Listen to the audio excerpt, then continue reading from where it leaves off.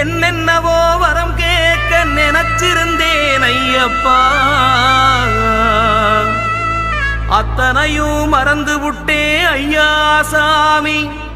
அடுத்த வருஷம் அலை மிதிக்க அந்நேரம் கண்ணீர் பெருக்கெடுக்க அந்த வரம் ஒண்ணு போதுமடா ஏ சாமி.